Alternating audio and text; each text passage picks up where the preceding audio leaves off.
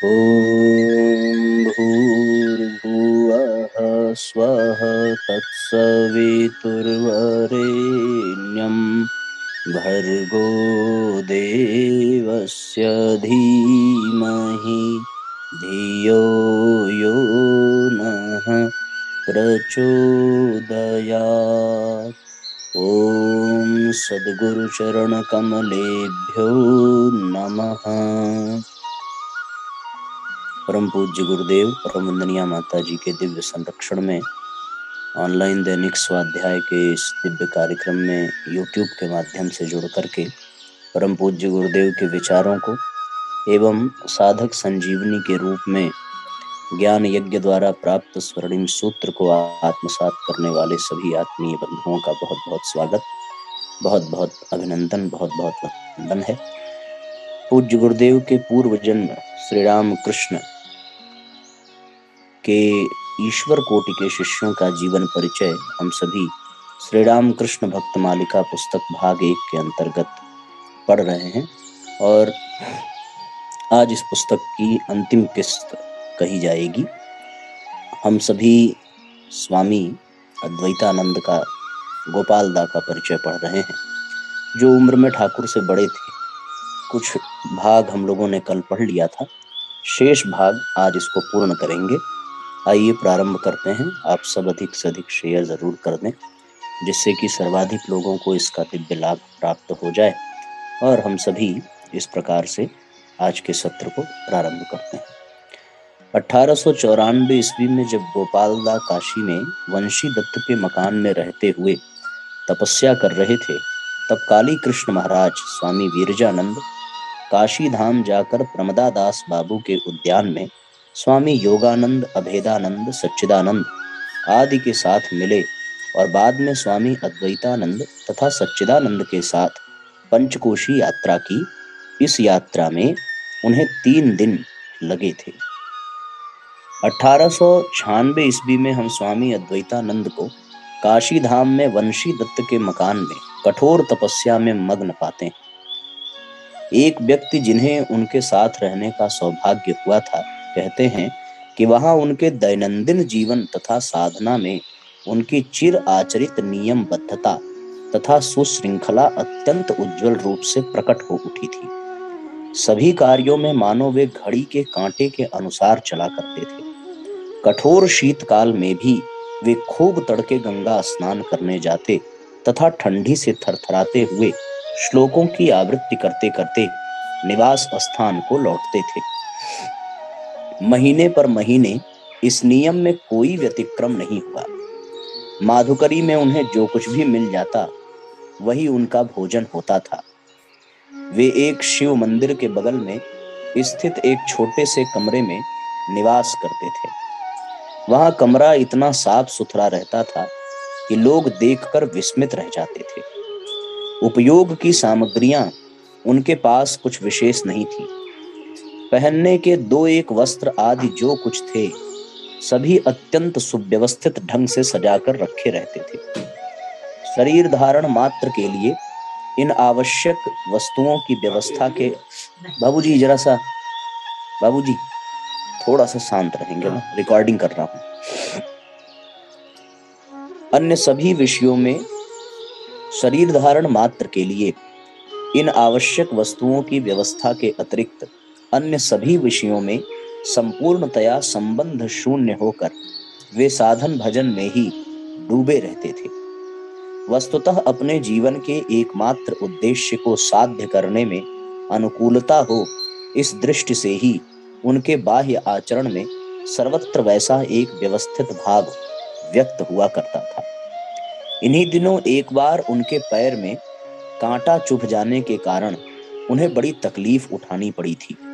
श्रीयुत प्रमदादास बाबू को लिखे स्वामी शिवानंद के एक पत्र दिनांक 13/8/1896 ईस्वी से पता चलता है, हमारे वृद्ध स्वामी ने, जो इस समय वाराणसी पुरी में निवास कर रहे हैं, लिखा है कि उनके पांव में एक कांटा चुभ जाने से वे बड़ा कष्ट पा रहे हैं। 2 बार अस्त्रोपचार करवाना पड़ा है। उनमें उठने की भी शक्ति नहीं रह गई है। आप कृपा करके उनका समाचार लीजिएगा और उनकी सहायता में किसी भी प्रकार की त्रुटि नहीं होने दीजिएगा। पत्र पाते ही उनका समाचार लीजिएगा। वे कूच विहार के काली मंदिर के पीछे बाबू सागर चंद्र सूर के मकान में हैं। बड़ा ही कष्ट पा रहे हैं। अस्तु सभी की विशेष देखभाल से गोपाल दास शीघ्र ही निरोग हो उठे तथा पुनः काशी धाम में ही तपस्या मग्न हो गए। इधर स्वामी विवेकानंद पाश्चात्य विजय के पश्चात मठ में लौट आए तथा गुरु भाइयों की सहायता से रामकृष्ण संघ को सुप्रतिष्ठित करने के कार्य में लग गए। यद्यपि स्वामी अद्वैतानंद दीर्घ काल से काशी में ही तप कर रहे थे और उस समय उस स्थान को छोड़ने का कोई विचार नहीं रखते थे, तथापि स्वामी जी के सप्रेम आह्वान पर वे शीघ्र ही आलम बाजार मठ में आ गए। स्वामी जी के प्रति उनकी निष्ठा इतनी प्रबल थी कि उनके आदेश पर उन्होंने वृद्धावस्था में भी लघु कौमुदी पढ़ना आरंभ किया था। बेलूर में गंगा तट पर नवीन मठ के निर्माणार्थ कुछ दिन पहले ही एक जमीन खरीदी गई थी। अतः इस विचार से कि मठ निर्माण आदि कार्यों की देखरेख में सुविधा होगी, 1898 ईस्वी के प्रारंभ में मठ को आलम बाजार से बेलूर में स्थित नीलांबर बाबू के उद्यान भवन में स्थानांतरित किया गया। इसके साथ ही तपस्वी वृद्ध गोपाल दास का अंतिम अक्लांत कर्म जीवन प्रारंभ हुआ। इस नई जमीन में पहले नावों तथा जहाजों की मरम्मत हुआ करती थी, इसलिए उस समय पर बहुत ही उबड़ खाबड़ थी, भवन निर्माण या निवास करने के उपयुक्त नहीं थी। स्वामी अद्वैतानंद का प्रथम कार्य हुआ मजदूरों की सहायता से भूमि को समतल करना। साधारणतया तपस्वी साधकगण ऐसे कार्य करने में अनिच्छा व्यक्त करते हैं तथा असमर्थ भी होते हैं, परंतु गोपाल दा ने इसे श्री राम कृष्ण भाव प्रचार की नींव मानते हुए तपस्या के रूप में ही स्वीकार किया। इसीलिए इसमें उनका पूर्ण मनोयोग देखकर आश्चर्य नहीं होता। दोपहर को मठ में आकर भोजन करने में काफी समय व्यर्थ ही चला जाता था।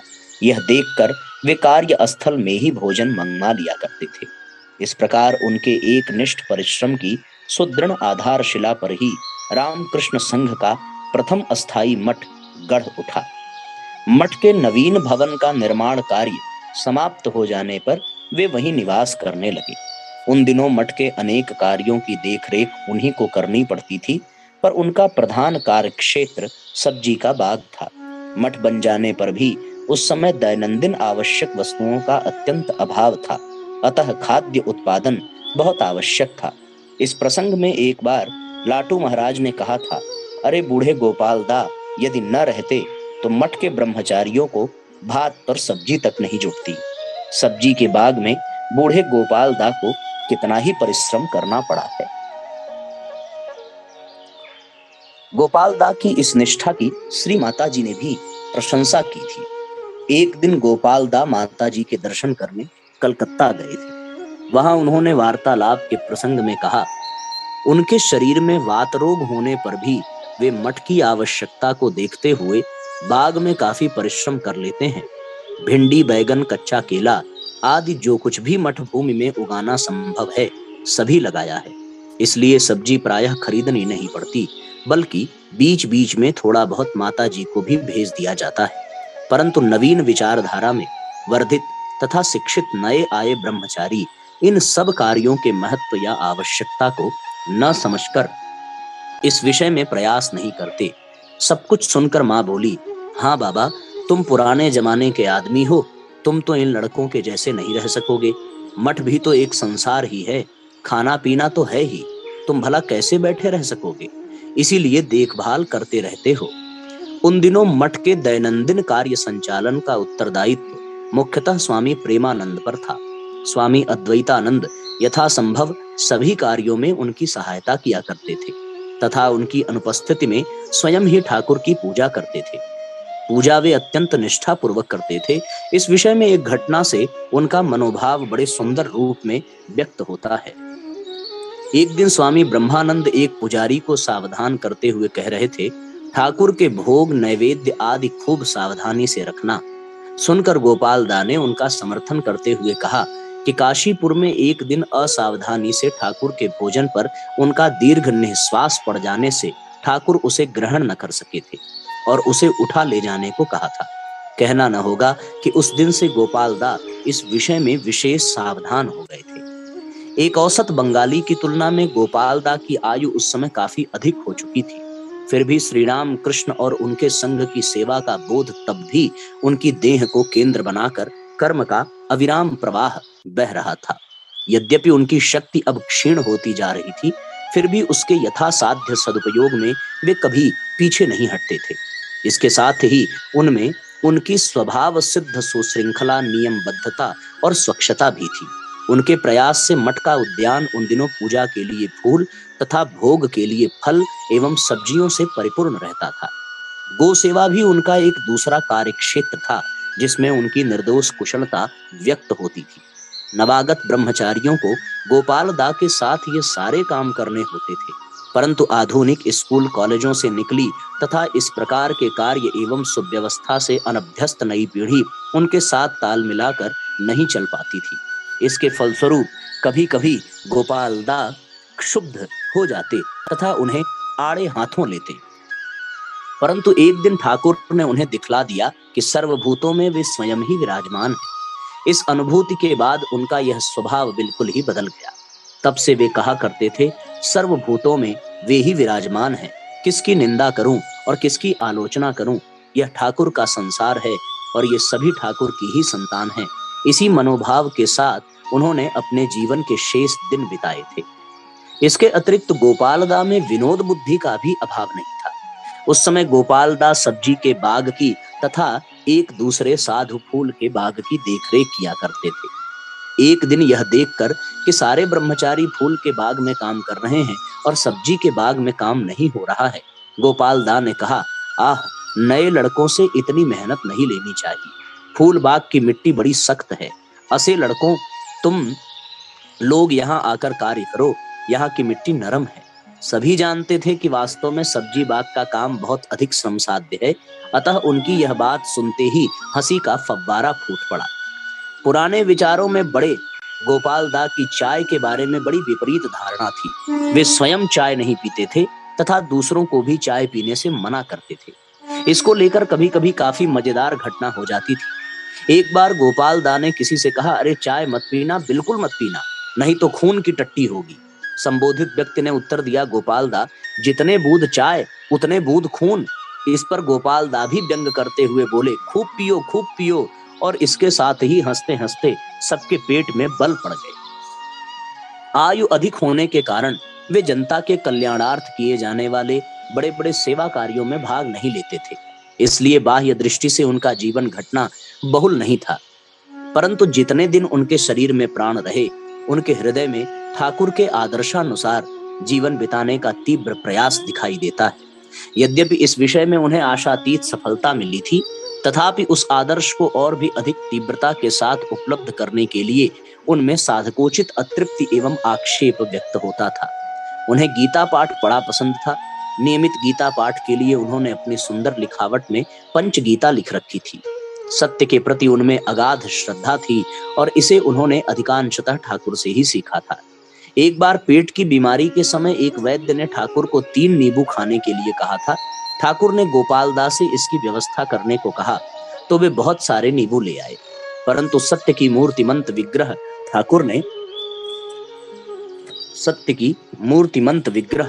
ठाकुर ने केवल 3 ही नींबू रखकर बाकी सब वापस कर दिए।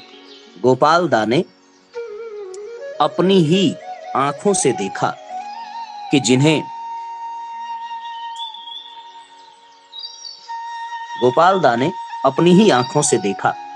जिन्हें उन्होंने अपने जीवन के ध्रुव तारे के रूप में ग्रहण किया है, उनके निष्कलंक चरित्र में वचन एवं क्रिया में तनिक भी विसंगति नहीं है।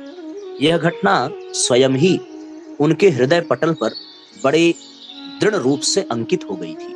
वे जैसे स्वयं सत्यनिष्ठ थे, वैसे ही मठ के ब्रह्मचारियों को भी सत्यपरायण होने के लिए उपदेश तथा प्रोत्साहन दिया करते थे। अद्वैतानंद जी के तीर्थ भ्रमण का कुछ उल्लेख पहले ही किया जा चुका है। शरीर के वृद्ध हो जाने पर भी उनका मन सदैव ही अदम्य उत्साह से परिपूर्ण रहता था। इसी मनोबल के भरोसे उन्होंने केदारनाथ से कन्याकुमारी और द्वारका से कामाख्या तक के सभी प्रमुख तीर्थों का दर्शन किया। मार्च 1890 ईस्वी में वे माता जी के साथ गया धाम गए। 90 से 91 ईस्वी के शीतकाल में वे हरिद्वार के कुंभ में उपस्थित हुए थे। 1897 ईस्वी नवंबर में वे कोन्नगर के नवाई चैतन्य बाबू के साथ रायपुर गए और वहां से दक्षिण भारत का भ्रमण करने निकले। 23 मार्च 1898 ईस्वी को वे स्वामी सुबोधानंद तथा निर्मलानंद के साथ मठ लौटे। 99 ईस्वी के अंत में वे दार्जिलिंग गए, जहां से वे 5 नवंबर को मठ लौटे। 1900 ईस्वी में स्वामी जी के भारत लौटने के कुछ दिन बाद अद्वैतानंद जी कुछ गुजराती भक्तों के साथ द्वारिका गए और अगले वर्ष 7 फरवरी को मठ लौटे। व्यायाम आदि के फलस्वरूप उनका स्वास्थ्य आखिरी दिनों तक अच्छा ही था। दूसरे के ऊपर निर्भर रहना उन्हें कभी पसंद नहीं था और ईश्वर ने भी उन्हें ऐसी परिस्थिति में बहुत कम ही रखा था। यदि कोई स्वतः प्रवृत्त होकर भी उनकी सेवा करने आता तो वे उसे रोक देते थे। अपना सब काम वे स्वयं ही किया करते थे और उसी में उन्हें आत्मतुष्टि मिलती थी। संगीत से उन्हें बड़ा प्रेम था और तबले पर उनका हाथ खूब मधुर था।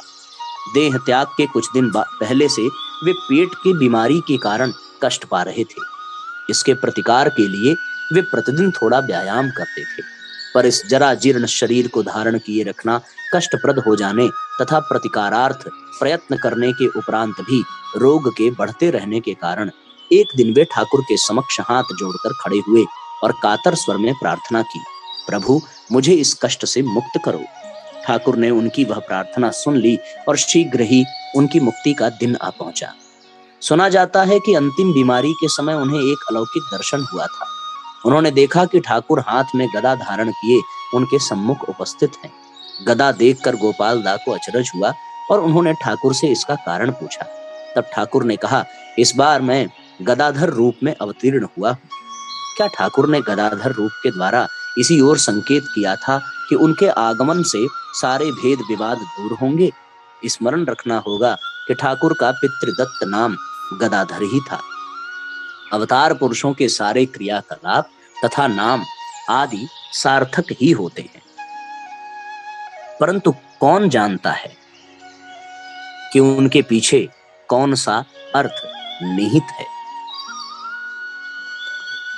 निदान अंतिम दिन आ पहुंचा। स्वामी प्रेमानंद जी के एक पत्र में उस दिन का एक संक्षिप्त परंतु मर्म स्पर्शी विवरण प्राप्त होता है। 28 दिसंबर 1909 ईस्वी मंगलवार को 4:30 बजे गोपाल दादा ने स्वधाम गमन किया। केवल मामूली सा ज्वर हुआ था, कोई सोच भी नहीं सका था कि वे इतने जल्दी शरीर त्याग करेंगे। अंतिम समय की मुख कांति अत्यंत सुंदर थी। प्रभु के भक्त की लीला अपने आप में ही एक आश्चर्य है। उस समय डॉक्टर मोती बाबू उपस्थित थे। गोपाल दादा ने नींबू मिश्रित दूध पिया और मोती बाबू को नमस्कार करके हंसते हंसते शरीर त्याग दिया। 81 वर्ष की आयु में इहलोक त्याग कर स्वामी अद्वैतानंद महाराज वांछित धाम को चले गए, परंतु अपने पीछे वे परवर्ती सन्यासी संघ के लिए एक आदर्श जीवन छोड़ गए जो अनुसरण करने योग्य है। इस प्रकार से साथियों, इस अध्याय के साथ साथ यह पुस्तक भी पूर्ण हो जाती है। अब इसका भाग 2 है, जिसे कुछ दिनों बाद प्रारंभ किया जाएगा। कल से हम लोग परम पूज्य गुरुदेव द्वारा लिखित नई पुस्तक का शुभारंभ करेंगे। इस पुस्तक में ठाकुर के इन सभी महान भगवत सत्ता से परिपूर्ण शिष्यों की जीवनी से हमने बहुत सारी चीजें सीखी। बहुत लोगों को प्रेरणा मिली होगी। बहुत लोगों के जीवन में साधना के प्रति, तप के प्रति, तीर्थ दर्शन के प्रति और अपने कर्तव्य के प्रति, अपने गुरु के प्रति नई निष्ठा, नया समर्पण, नई श्रद्धा का बोध हुआ होगा, जागरण हुआ होगा, इसमें कोई दो राय नहीं। आइए गायत्री मंत्र पढ़ें, आज के सत्र को विराम दें एक साथ, और आप सब लोग अधिक से अधिक आज का लिंक जरूर शेयर कर देंगे, जिससे कि सबको अधिक से अधिक लाभ मिल सके। ओम भूर्भुवः स्वः तत्सवितुर्वरेण्यं भर्गो देवस्य धीमहि धियो यो नः प्रचोदयात्। सभी आत्मीय बंधुओं को बहुत बहुत प्रणाम। सबका मंगल हो, सबका कल्याण हो। ठाकुर के ही शिष्यों की भांति हम सब भी पूज्य गुरुदेव के प्रति अपने भीतर श्रद्धा और भक्ति जागृत कर सकें। इन्हीं भावनाओं के साथ नमस्कार, शुभ रात्रि। ॐ भूर्भुवः स्वः तत्सवितुर्वरेण्यं भर्गो देवस्य धीमहि धियो यो नः प्रचोदयात्। हम ईश्वर को सर्वव्यापी न्यायकारी मानकर उसके अनुशासन को अपने जीवन में उतारेंगे। शरीर को भगवान का मंदिर समझकर आत्मसंयम और नियमितता द्वारा आरोग्य की रक्षा करेंगे। मन को कुविचारों और दुर्भावनाओं से बचाए रखने के लिए स्वाध्याय एवं सत्संग की व्यवस्था रखे रहेंगे। इंद्रिय संयम, अर्थ संयम, समय संयम और विचार संयम का सतत अभ्यास करेंगे। अपने आप को समाज का एक अभिन्न अंग मानेंगे और सबके हित में अपना हित समझेंगे। मर्यादाओं को पालेंगे, वर्जनाओं से बचेंगे, नागरिक कर्तव्यों का पालन करेंगे और समाजनिष्ठ बने रहेंगे। समझदारी, ईमानदारी, जिम्मेदारी और बहादुरी को जीवन का एक अविच्छिन्न अंग मानेंगे। चारों ओर मधुरता, स्वच्छता, सादगी एवं सज्जनता का वातावरण उत्पन्न करेंगे। अनीति से प्राप्त सफलता की अपेक्षा नीति पर चलते हुए असफलता को शिरोधार्य करेंगे। मनुष्य के मूल्यांकन की कसौटी उसकी सफलताओं, योग्यताओं एवं विभूतियों को नहीं, उसके सद्विचारों और सत्कर्मों को मानेंगे। दूसरों के साथ वह व्यवहार नहीं करेंगे जो हमें अपने लिए पसंद नहीं।